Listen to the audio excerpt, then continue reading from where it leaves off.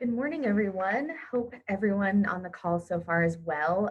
We've still got about 2 minutes left until we're ready to get started. We'll go ahead and let some folks hop on the call before we jump right in. But just want to introduce myself if this is your first time jumping on one of our calls. My name is Christine Brown. I'm the Director of Member Engagement at the Reno and Sparks Chamber.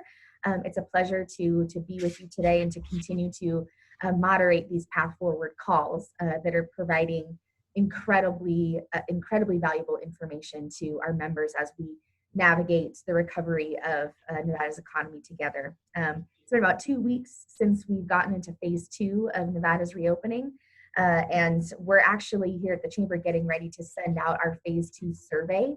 So be checking your email for that today.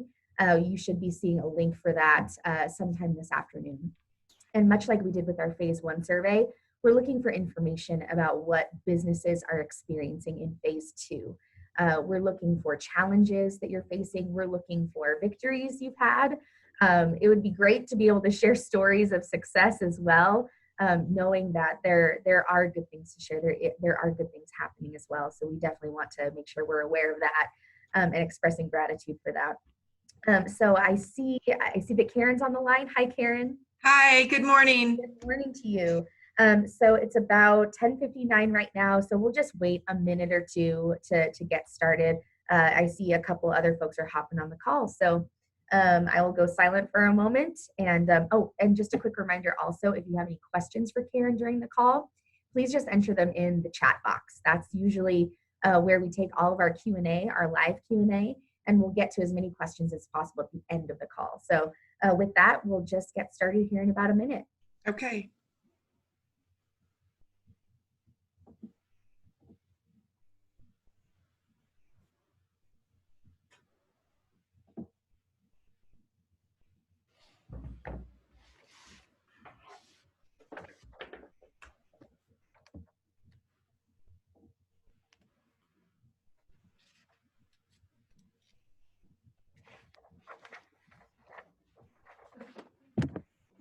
Right.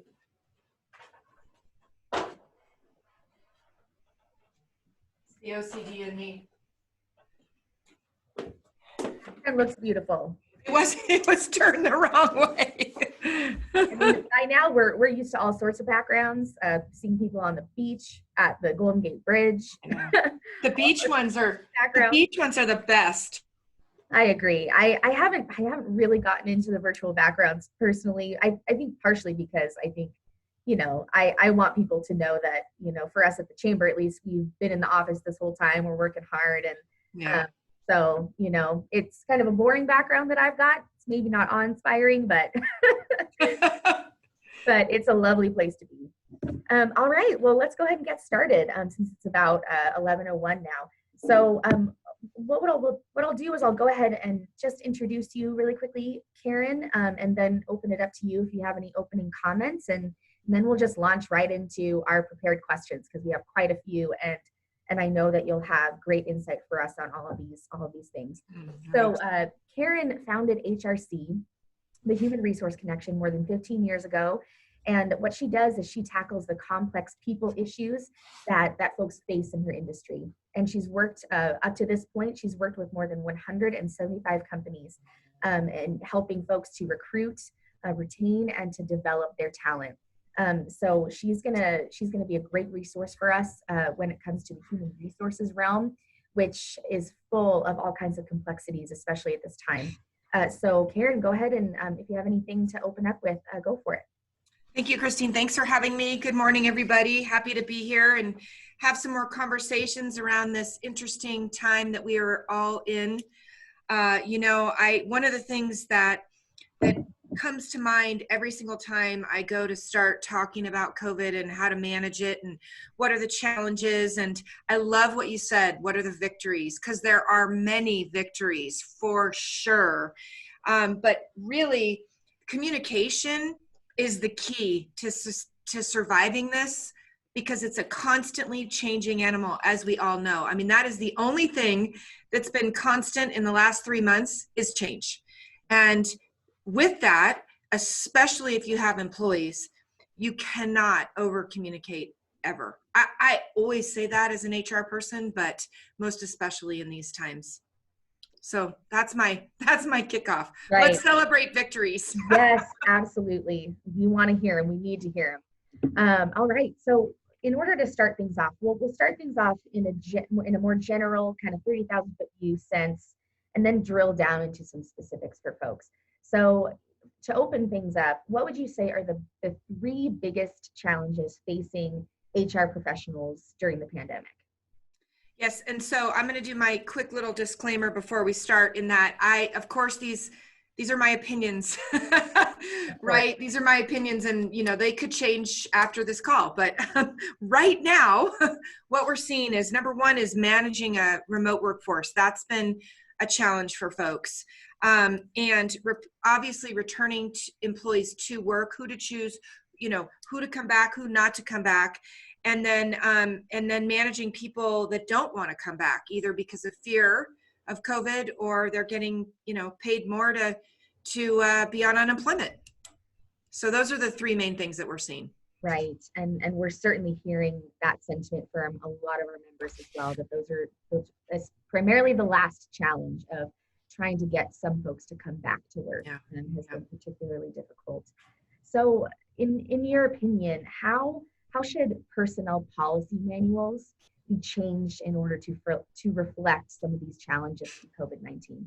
So once again, what I would say with regards to, like your handbook and adding in any sort of coronavirus policy to it, or your written workplace safety program, if you have 11 or more employees, the key here is whatever you put together, don't operate in a vacuum. You're not expected to know what to put and how to put it. My analogy always is, you're not, you don't know how to fix air conditioners, or maybe some of you do, but I don't. And so get some advice from an employment law attorney or a consulting firm like HRC. But in it, you should talk about, what kind of steps you're taking to mitigate the virus, how to keep people safe, what your expectations are. Another key one is what about sick leave? How does that change in your company with regards to COVID and travel? What are we doing about travel and commuting and hygiene? And so those are all some thoughts that should be in a policy. But again, don't operate in a vacuum. Get some advice. There's lots of resources, free resources as well, to help you put together that policy. And remember, it could change. That's the really unfortunate part. We write handbooks, or I call them guidebooks, and they don't, change every day, but this could. So you got to be on top of it. Right. It seems like the resounding consensus, regardless of what field we're talking about, is that just the importance of having a plan. And even if it's fluid, even if it's changing, things need to be at least set in some sort of fashion in writing for your employees, so they know where they stand, they know what the expectations are. And also they know that you're operating in good faith, that you are thinking of their well-being and their benefit when you're thinking of how the workplace is meant to operate. So Absolutely. Just doing the work is the biggest thing. So what do you think employers should say to employees who are refusing to return to work? That's a great question. And, again, I told you that's in the top 3 issues that we're having. The number one thing they need to say to them is why. You need to start there. We don't want to make assumptions about their reason or why they do or do not want to return. So the first question is why? Why do you not want to come back? Now, if it's a chronic health condition or COVID-related illness, that's going to roll into an ADA issue potentially. And so from that standpoint, you need to have the interactive discussion around a potential ADA claim, and maybe they're on a leave, but that's the one that I'm the most worried about for folks. They're anticipating that the amount of lawsuits that come out of this is going to be huge. So whatever you can do, once again, perhaps get guidance. Now, if it's because of unemployment, my answer to that is People are calling me, they won't come back. I have a job, but they won't come back. They're making more on unemployment, which is really unfortunate that that exists. Hindsight's 2020. My answer to that is for them to communicate to their employees, you do realize that unemployment doesn't last forever. Mm-hmm. That's number one. Number two, if they're offered a valid work and the ability to come back in and they refuse it, as an employer, you could and can and may be asked by unemployment if the person was asked to return to work. In which case, not only could their unemployment be canceled, no more, they may owe money back depending on how long it takes the unemployment office to catch up with them. They literally will charge you back the money you put into unemployment. So those two pieces is something that employers should communicate with their employees so their employees know where they stand on that. Right. Absolutely.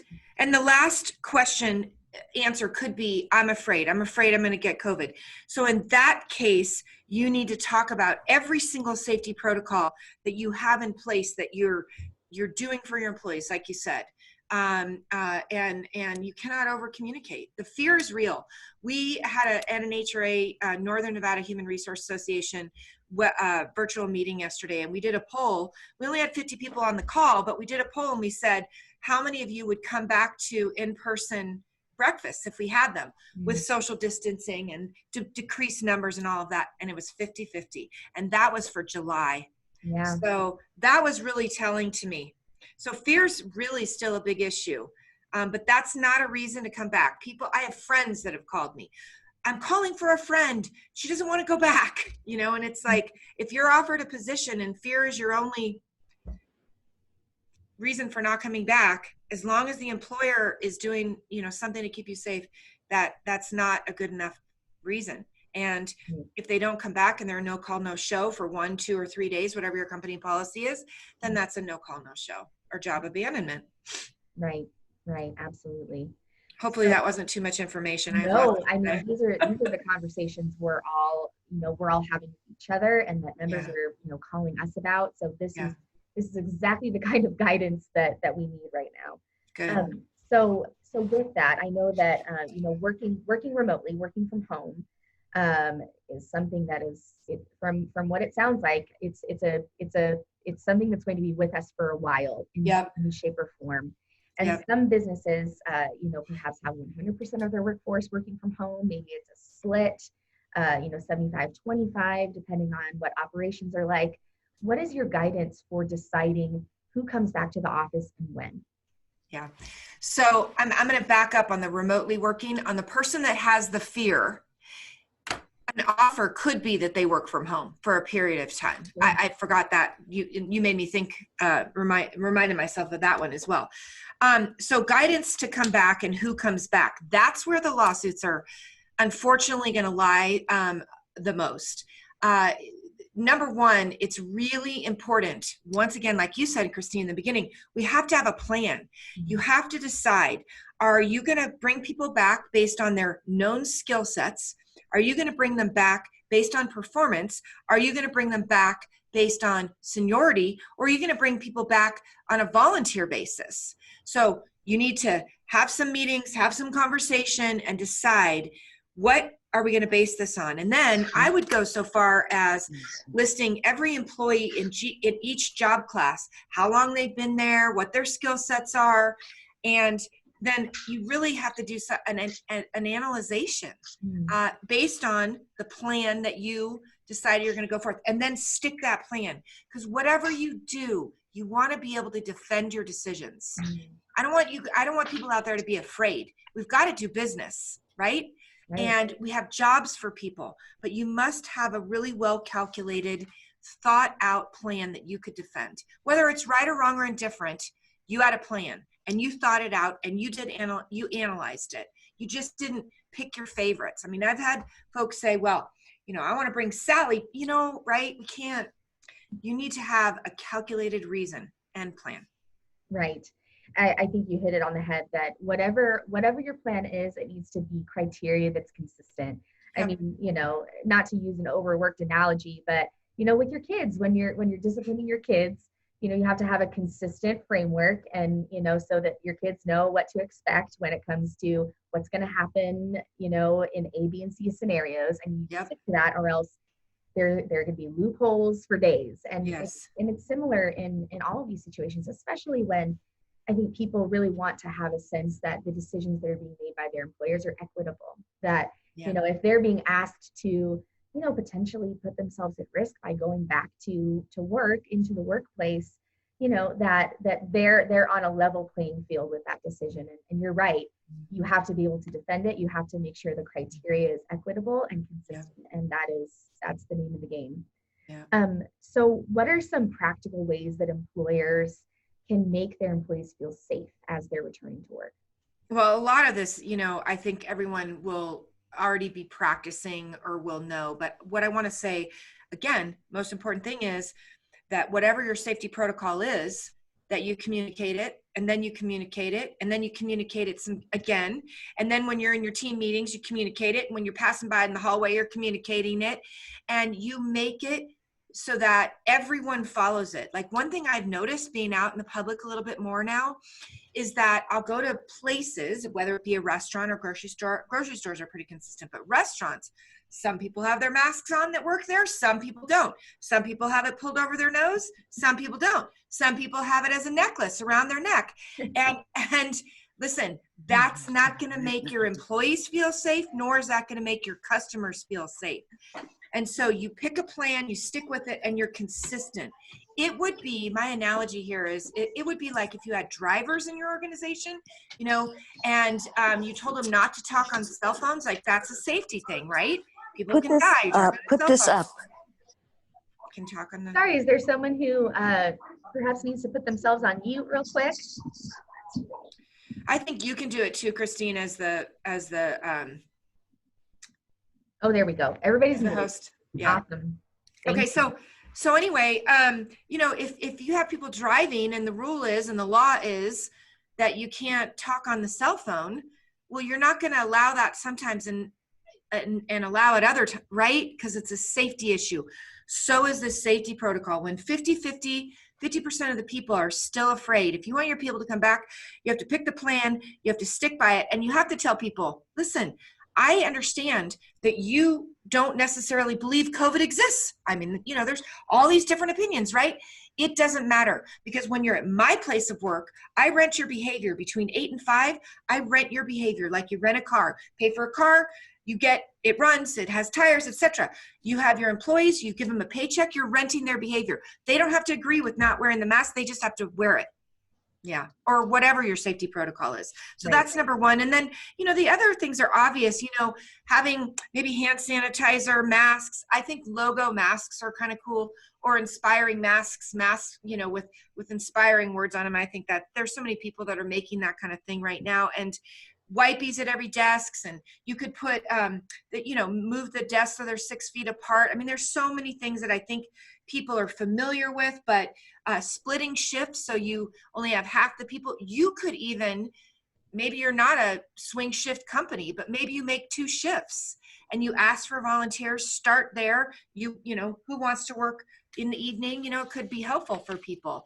The other thing is you have to shut down common areas. I mean, we've seen that out in the, in other public places that we visit. You have to shut down public communal areas, shut down your refrigerators, maybe even provide people company logo lunch bags with ice packs in them, because you're going to take out their lunch, their refrigerator. Yeah. And the ability to use a microwave and all that. Just nothing, no food. Yeah. Which is, it's a sad state of affairs, but temporary. So that's an important way to frame it as well. I love that. And the more consistent we are in sticking to these guidelines, hopefully the quicker we will be in getting through this time. So, So that's another thing to keep in mind. So what would you say an employer should do if an employee comes to them with a complaint that social distancing guidelines aren't being adhered to? Mm-hmm. So not being adhered to, or they don't But or agree aren't being done correctly. Either or way. be done correctly. Yeah. Okay, because not being adhered to correctly needs to be addressed. Like we just talked about that. We're wearing masks, people, or whatever it is that we're doing.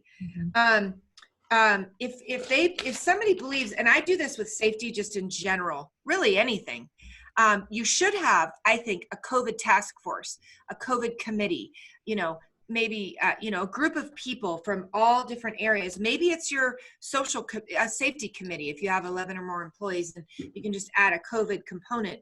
But what I do when people are sort of trashing what is occurring, I say, you know what, those are some really great ideas. Would you like to be on the COVID committee? Right? And then you pull them in to the, because there's always the complainers. And I say to complainers, they have legit ideas. Please come be part of the answer. Please come be part of the solution. We need these ideas.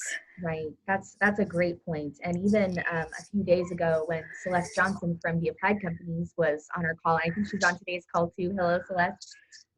She mentioned the importance and the importance of getting buy-in by encouraging your employees to participate in the process.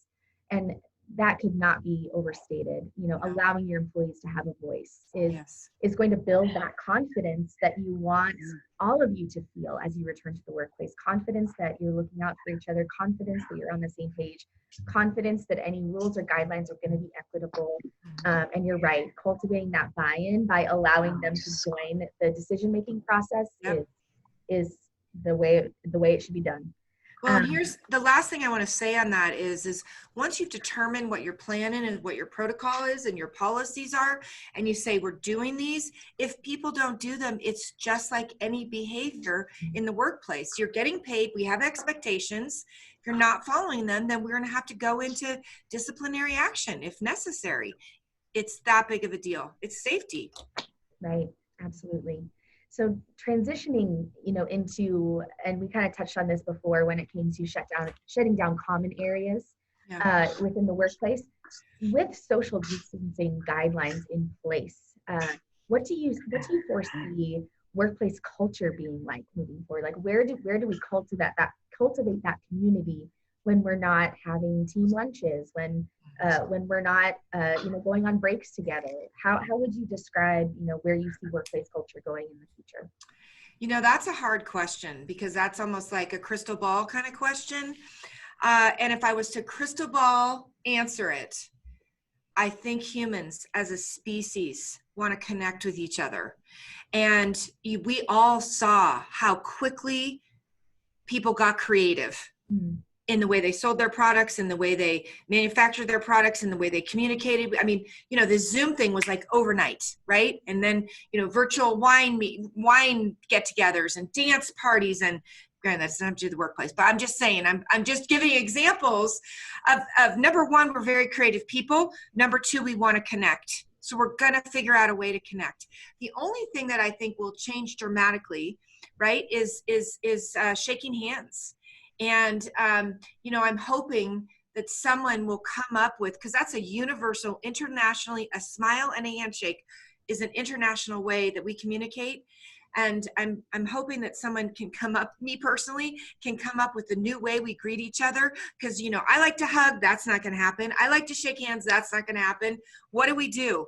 We need that greeting, physical greeting without physical. So I'm hoping somebody comes up with a new norm in that regard. A new way of an acceptable, less awkward, what do I do thing, because that's uncomfortable right now. I've seen people do this and dance with their feet. I don't know, but long term, I think as the threat fades, I think that we'll get back to our whatever our new normal is. These things absolutely are going to stick, like I think the handshaking, and I think too, last thing I want to say is I think great cultures are going to be greater cultures, and cultures that went into this that were suffering are really going to suffer trying to reconnect. Right. That's a great point. The foundation that you have going into any crisis is often going to determine your outcome. That's a really good point. Mm-hmm. And a similar question, and there are folks on the call perhaps who are having these conversations internally already. if you were the HR director of one of the companies represented on this call, would you be planning a holiday party? Well, again, this is Karyn Jensen's opinion. And if anybody out there knows me, Celeste, I'm going to plan a party no matter what. Like, that's my thing, right? So, okay, put that aside, because that's definitely a Karyn Jensen thing. I'm on a couple boards. NHRA is one of them. We have Best Places to Work, event that we moved to August, and Crisis Support Services in Nevada. We have a breakfast that we have tentatively scheduled for October. There's, WIN is looking at bringing people back eventually. So December, yes. And here's the thing. If I was an HR director right now, I foresee that there's going to be a run on the venues. Like, I'm praying that the numbers are going to go down. It's not going to spike back up. We haven't spiked back up. I'm knocking on wood. And that by December, there's a vaccine, there's not as many people that have it, and we have the opportunity. So yes, if I was an HR director, I would be talking to venues, I would tentatively be picking a date, and I would make sure there's a back out clause. Right. Absolutely. That's good advice. So we're coming up on our last prepared question. And again, I want to thank all of the members who have been sending in their questions for these calls in order to ask our experts. It's been immensely helpful, and it helps us to know exactly what you need to hear in these calls. So please, members, continue to send those in to us. We covet them. So just a quick reminder, since we're wrapping up the prepared portion of the call and we're getting ready to do live Q&A, go ahead and enter any questions you have prepared into chat so we can get to those here at the end of our prepared questions section. So Karyn, how will supervisors in this working from home environment be able to adequately evaluate work performance if employees are working from home? Great question. And I love the question, because luckily for me, for my firm anyway, I've always had remote workers. I had a gal work for me for 3 years from London, and I have a gal right now that works in Elko. Sans COVID, that's not the reason. They lived, right? They lived in these respective places. But because of that, I have developed a couple tools. Managing their performance is about setting the expectations up front. What is it that you need them to accomplish, right? Even more so than when in the office, because you're not face-to-face checking in, having conversations, they know you're there. Setting out expectations, asking for deliverables, said deliverables. You really have to manage, stricter is not the word. You have to manage more carefully, more deeply is a good word. And ways that I have gotten around managing my folks so that I can know what's going on with their performance is having a daily huddle. You have 10, 15 minutes, and those via Zoom. Make sure you can see their faces. Make sure the cameras are on. Make sure the mics are on. Otherwise, people are checking out when you're talking. And another idea that we have used is if you're small enough, if you have a big company, this is not going to work. There's only 4 of us, but you have a calendar and you put your tasks, each person has a different color, and they put their tasks and what they're working on into the calendar. That makes that person accountable to those activities, right? And so they don't drift off. And then I would say too, having a conversation with your remote workers and say, what are your challenges? What are your challenges? And whether it's the barking dog or the husband that's also at home as well, or the 2-year-old that keeps coming in the room, because those issues, need to be talked about, need to be addressed. So brainstorming with your folks around that. Right. No, that's fantastic. And I think even going back to one of your previous comments, I feel like it applies here too. If you had good practices of accountability, of teamwork, face-to-face time in practice already, it's a lot easier to transition those things into a digital environment with the new tools that we have at our disposal. But it's a lot harder if those things are not in place to figure out how to pivot. And so I think, it's not impossible. It's not impossible. Not impossible. The other thing is difficult. we need to remember that the remote workers, as much as they either want to or need to work from home, because maybe they don't really want to, it's very isolating. We all experience that, and it can be mentally damaging or challenging. And I learned this from Kathy Norris, who owns Sensational Leadership. She's an executive coach, and we do this almost every day as a team. I ask my team, how are you feeling? And fine is not a feeling. Good, not really a feeling, right? How are you feeling? What has been your challenge in the last 24 hours, and what has been a success? And so that creates that connection when you can't walk by in the water cooler and wave. Right, absolutely.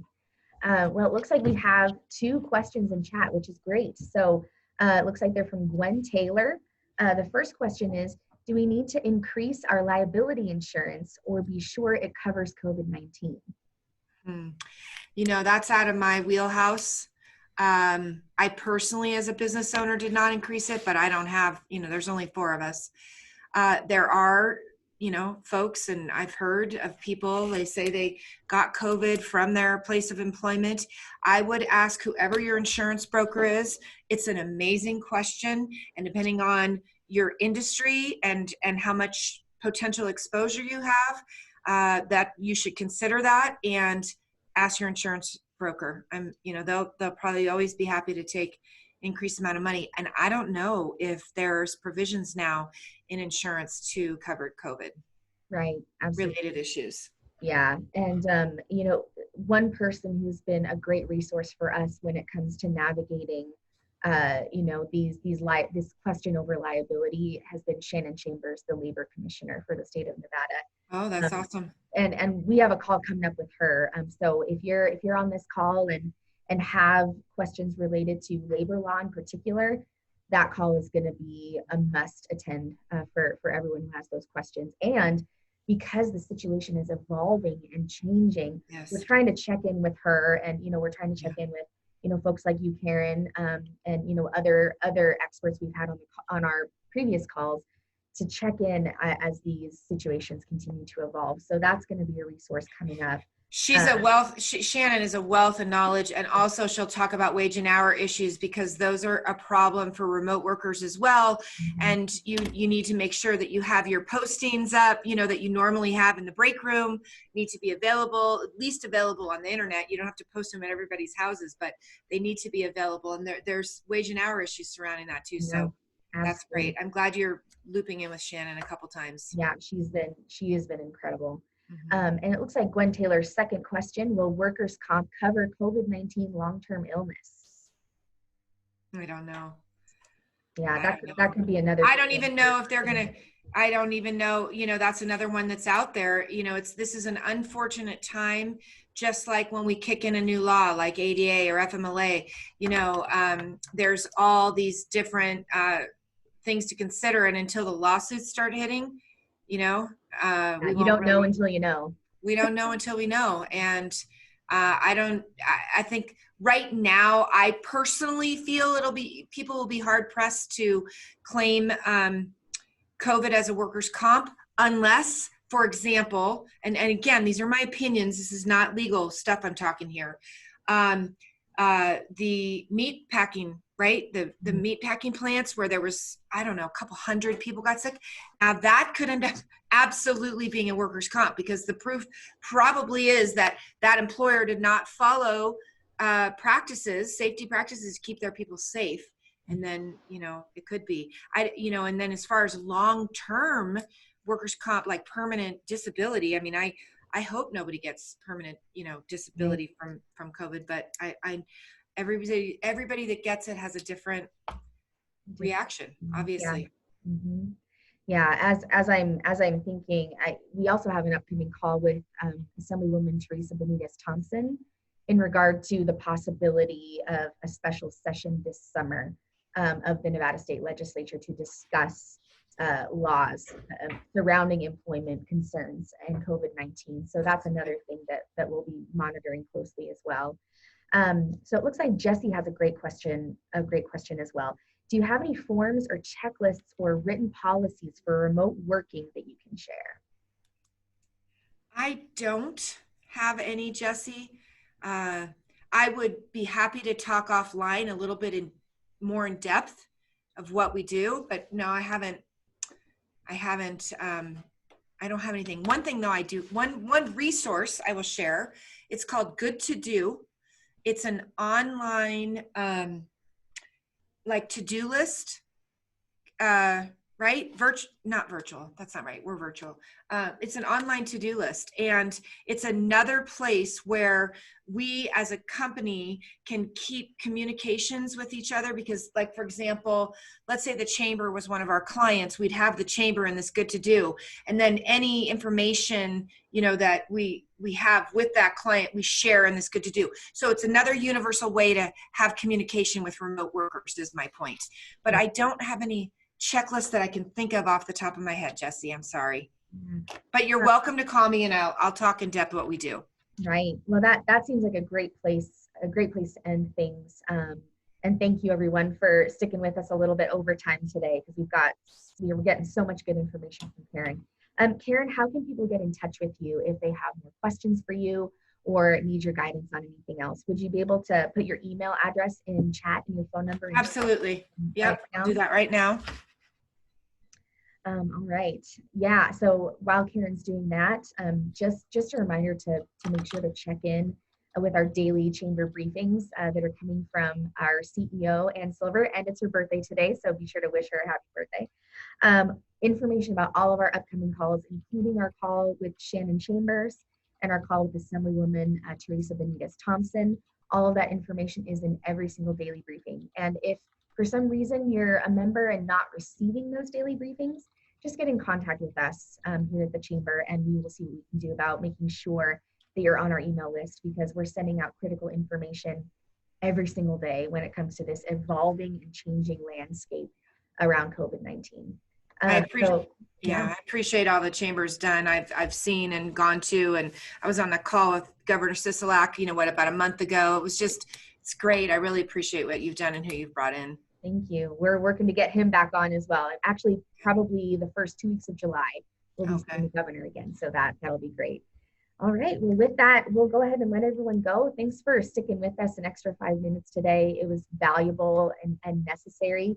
And Karyn, thank you so much for your help and your insight, and you're welcome back anytime. Thank you. Thank you so much. Goodbye, everybody. All right, thank you for your time.